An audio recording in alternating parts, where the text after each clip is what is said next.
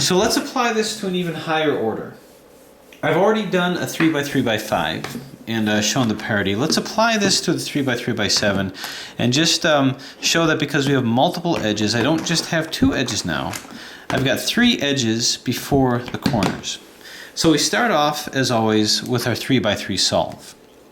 And we do that by ignoring everything in between and just doing the corners and edges and getting across. So if we start off with, well, we'll do the Traiphum side, we'll do the yellow side.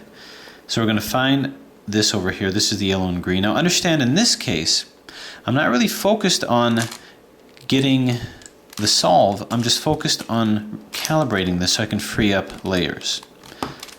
And then move this up over here, so we're good over here. Find more yellow edges. Here's one over here. This is going to be the red side. So this will come down here. Turn, turn. Again, strictly 3x3 strategies. You can see this is over here fine.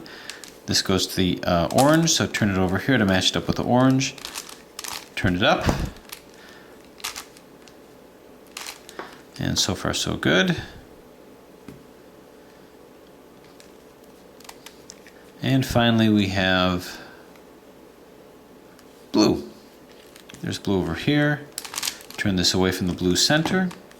Turn this in, up, down, and here's our cross. Here's our cross over here. So the next step, now that we have the cross, is we're going to finish this pseudo side. Now, to be honest with you, we don't even have to have it all as the yellows. We could have whites. Doesn't really matter. We're just trying to get it into a basic flat position because ultimately we're going to be trying to put these edges in over here. These centers in over here. I'm not trying to get these centers as of yet. I can't because the lowest denominator, the lowest order of this is a 3x3. So because of that, I can't get these centers in until I free this up. But I'm going to do it with these yellow corners anyway, just for the sake of consistency. Anyway, this is the yellow, red, and green. Find that here, and then we just flop it in. So there that is here. Yellow, blue, and orange. Turn, turn. So there that is. I'm ignoring all of this. All of that gets ignored. And we keep going.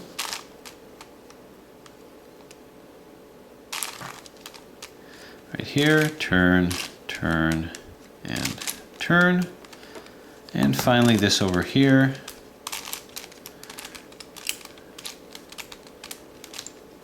Turn, turn, turn, bang, zoom, and pow.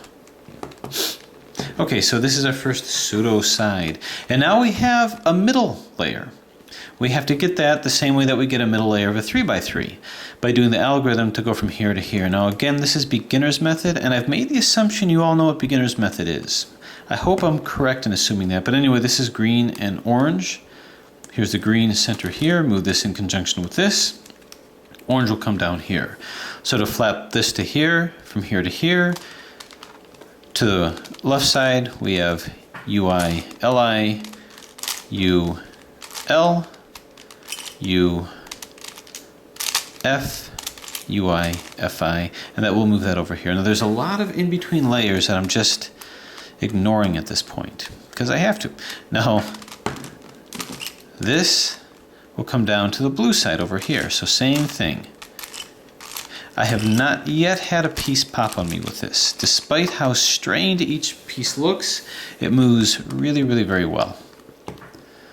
Okay, we have a green and red, so that's going to come from here to here.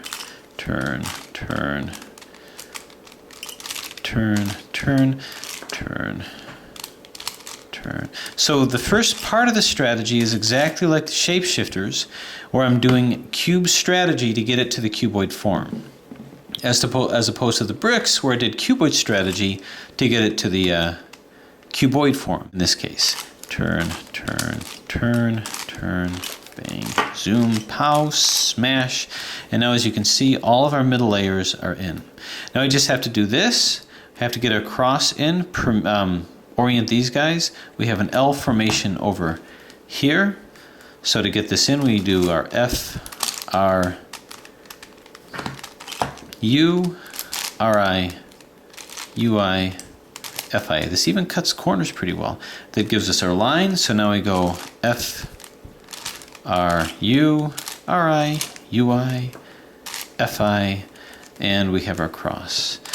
Now again, all of this next part is pretty superfluous. You don't have to line it up because we're just going to destroy it anyway. But just as kind of a review, we're going to do our permutation until we have the yellow one over here.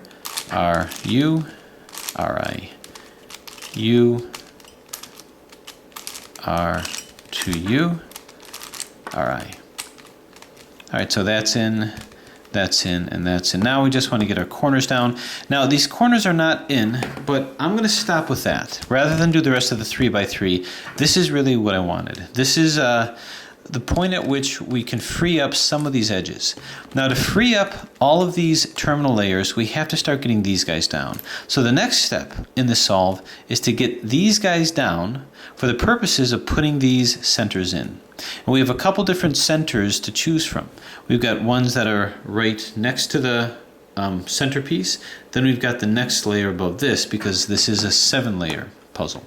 So to get this down, we used, you guessed it, the Red Bull algorithm. But I've got two portions. I've got an inner edge here, and I've got an outer edge here. So I have to actually separate duties. Now this moves pretty freely over here. So what I'm going to want to do is try to move these guys in and try to move these guys in. Now I wonder if I can move these in first. Well, let's do that. Let's do it that way. We're going to start with the inner edges, and I'm going to put those down. By in, I mean just put them down. And then we're going to move towards our outer edges. Well, as long as this is at right angles to this, just like what happened with here, I'm not going to be able to move this, this part over here, or move this part at all. So I've got these two here. Well, actually, this is an outer one, so I've got 1, 2, 3, 4. So I've got 4. Now, is there a way to line them up? Well, I can move this over here, so now this whole thing turns, but these don't turn. So how am I going to do this? Well, the best way to do this then is to treat these like corners. I want this to be facing out here. So that way they're facing opposite each other, and that will free the side up. They won't be at right angles. So what I'm going to do is I'm going to do a corner swap that swaps this and this. This will come over here, which will be at right angles, but it doesn't matter because it's already reduced down. And this will come over here so that it's not at right angles with this. So doing a corner swap over here, bear in mind I'm going to be swapping this with this, so this whole thing has to turn. And that's going to be a 2R, U, 2R, UI, 2R, then turn with a UI and a DI, then 2R, UI, 2R, U, 2R, and sure enough, it did it. So now I was able to free these up. So now I can Red Bull these two, and what's more, this over here is in line with this as well. So that's the technique that I use to move these guys around. What I like about that is no new algorithms, just strategies. Red Bulling it will take these two and bring it down. And that's going to be a 2R, 2B, 2U, L, 2 up, RI, 2 up, R, 2 up, 2F, R, 2F, LI, 2B, and 2R. Okay, so indeed those are down. Now I've got this, and not this, but this and this one to do. So I'm going to move this opposite here and move this opposite here. Now what I have actually is I have these two outers also coinciding with it. So I'm going to do a Red Bull where it's not just this part, this inner edge that I am dealing with, but this one too. So I'm going to do both of those. I could Red Bull these individually, you know, with this one, or these individually. So I'm just going to do it both. 2R, 2B, 2U, and L, but it's both of these two now. 2 up, Ri. 2 up, R, 2 up, 2F, R, 2F, Li, 2B, and 2R. Okay, so what did I do? Well, what I did is I put all of these edges in. By doing that, I have opened up every last one of my layers. I'm going to need that to put these guys in. And you can see that there's different kinds of centers. I've got these centers and these centers, which coincide with this layer here and this layer over here. Okay, so placing this. Now this is among the more simple of the floppies. I mean, the most simple is here, where I don't have any middles to put in. I added some complexity to the higher order floppies by giving me a middle that's going to be exchanged with these guys. So my process of reduction didn't end with putting in the edges like it did over here. The process of reduction ends by placing the centers. Now here's the rule of thumb with the centers. When I put the centers in, you can see the different colors here. I have to make sure that this middle membrane only mixed with itself and what's directly 180 degrees from it. I cannot put a green one in here. I can put a yellow one or a red one here or here, but not a green or a blue one. The reason being is that you don't find that over here. I cannot mix in this middle membrane this layer, these two, with this. Just won't happen that way. There's just no way to do it. I can only mix them within 180 degrees of each other. Those are the only movements that I can do with this. So too, here, if I reduce it to where I put a green one into here, I've now reduced it in a situation of parity. Because there's no way once I get it here that I'm going to take a green and be able to put it over here. But that's not a parity, and the reason why it's not a parity is because I can see it. My eyes are wide open. I know to not put a green one in here because I know to avoid that. The thing about parity, actual parity, is you have no way of really knowing that. You need some kind of a supercomputer to calculate exactly where you're supposed to put everything. So this is more of a placement issue. And what we're going to do is we're going to be substituting these empty sets for these over here. And it's all along the same plane. So with this green one, I'm going to want to eventually put this green one into this empty set over here. And you can see that there's an empty set over here as well. So what I'm going to do is I'm actually going to take both of these, put them opposite each other, and just do a substitution. Just go like bang.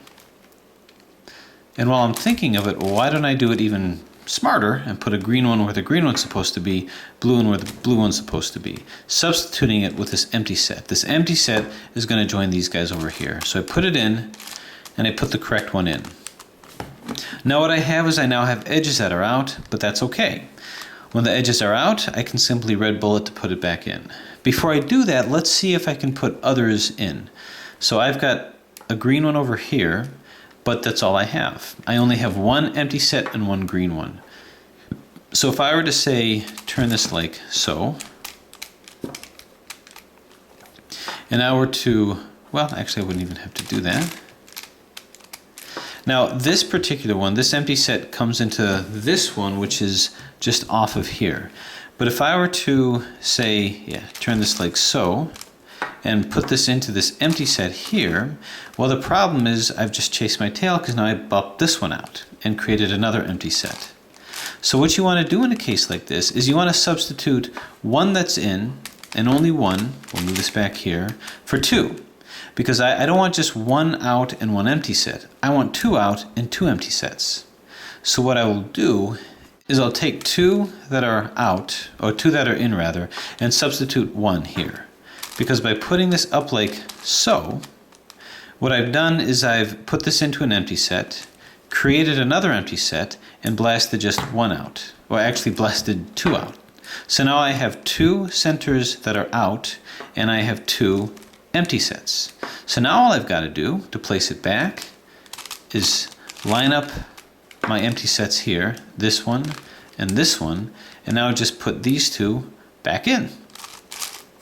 Like so. So the end result is this is in and this is in. Now I've got a whole bunch of corners up here, but that's pretty easy to put in because I use the same centers. I can bat these back in. So that's what I'm going to do. I'm just going to red bullet to put it back in. Now I've got these two together. This one is by itself, so I'm wondering if maybe I can take an outside edge and put it in conjunction with this so I can red bolt both in at the same time, if that makes sense. In other words, here's an inner edge and an outer edge. This is just an outer edge. Could I put an inner edge here, so instead of doing a red bolt of two outer edges and then two inner edges, I can do them both at the same time? And the answer is sure. I'll take this and put it like so. So now I have both edges and I can red bolt them both. All right, so now I have these two, and so I'm going to red bolt these both at the same time. 2R, so that did it. Now what I want to do is see if I can't move these two. This is just an outer layer. So with just this outer layer, we'll just do an outer layer red bolt. 2R, 2B, 2U, L, just remember it's just the outer layer. 2 up, RI, 2 up, R, 2 up, 2F, R, 2F, LI, 2B, 2R. Now the smooth moving of this puzzle is what saves the day, because if this were a tough puzzle to move, every Red Bull algorithm would be like torture. Anyway, we've got an orange and red, an empty set here and an empty set here. So this becomes easier. Just double turn it here, match this empty set up with this, and then just move it in. And now we've got these here. We'll line them up together.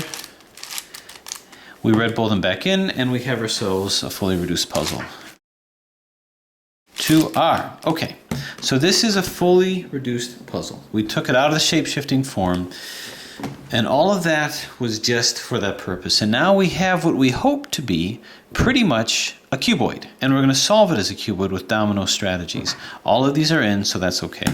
So now that I've done that, I can start doing my my 5-layer solve. So this is a 3x3x5, so what I'm going to do is get my 5-layer centers.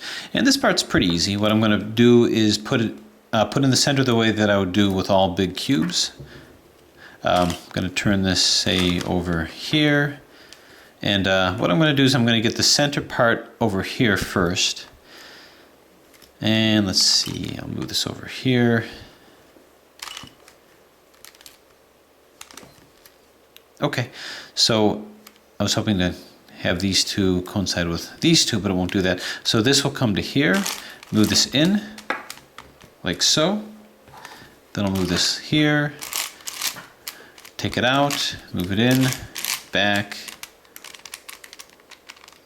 here, and up. So that moves that in. Basically, just to reiterate, I've been through this before. What I'm going to do is move this to here. So I'm going to move this in this plane. I'm going to establish this side here, bump it out of the way in a different plane than I moved it in, and now move it out. And I'll reconstruct it back, moving this here again with the UI, put back in this plane that I originally took out, like so. And I'll bring this back to bring this back in. So that'll bring that in. That's how you can solve most giant cubes. Centers, this will come here, bring this in like so, turn, pop it out. You can do 5x5s like this, turn and turn. So I did the cube strategy so that I can convert it back into a cuboid. So now all this is in, so by definition all this will be in too. Now I want to get these outer layers in. So what I'm going to do, these three here can coincide with, well, let's see. Well, not these three. Oh, yep, perfect. 1, 2, 3 here can coincide with 1, 2, 3 over here. So I'm going to take all these 3 layers and move it in like so, which is fine because I created this layer here, which I'm going to turn out of the way. And as long as I'm not going to overlap with the 3 layers that I put it in with, I'm doing okay. So I take this tiny little layer, move it out. Now I move it back and I take all those 3 layers and put it back. Now I bring this over here and put in that layer that I just created And there it is. So that's the way of getting all these three in at the same time. And it didn't mess up any of these guys. So what else? I always like when I can put in multiple ones together. Aha! 3 over here, 3 over here. All too easy. Same thing. These 3 came in for this side here. Turn this across. Move that side that it created out of the way. Bump it back. Put these 3 back in. Move it in and put that side back in here. So now we're good. So now we just have a couple more. I've got these 2, which, oh, I think I'm in luck again. Can coincide with these 2. Everything's coming together nicely. So now it's these 2 layers, not the 3, but those 2, to move and create this side. Move this out of the way. Bump that side that I just moved out. Bring it back. Now just move those 2 in, those 2 layers in like so, which now frees me up to move this side in. And there we go. Leaving one more to go, right over here. So now we just do the one side. So you see me do 3, 2, and now 1. So I'm just going to move the 1 in, creating this side, turn it over here, move this out of the way in a separate plane, and now redo it. Move it back, this comes back here, turn and turn. And lo and behold, we have ourselves our centers. What I would do next is I would get these centers, and I know there will be no parities because when I put it in, I made sure that everything was within 180 degrees of each other. So just for the sake of argument, this red comes to here. How am I going to do that without messing this up? Well, if I want to do one at a time, I'll just turn it like this, mess that up, but let's just bump that out of the way. And now we want to move it back. But if we move it back, that'll be taken out. It doesn't matter. We'll hit that next. Okay, so now how are we going to put these back in? Well, this is the green side. Luckily, this is a odd layer, so I know what colors are supposed to go where. This green is supposed to come over to here, so I'll just move it in, and then turn it, and move it back out, but it's blue over here, so we're okay. And now we have a similar situation. These 2 greens need to come to here. And the way that that's going to work is first take these 2 greens and move it into a slot that already has 2 greens, like this. And now once I've done that, I bump this to over here. And all I have to do to line these 2 with these 2 with these 2 is just turn it like so and move it back. Do you need algorithms for this? I don't think so. I think you got it. So now all of our centers are in. And we are doing fine.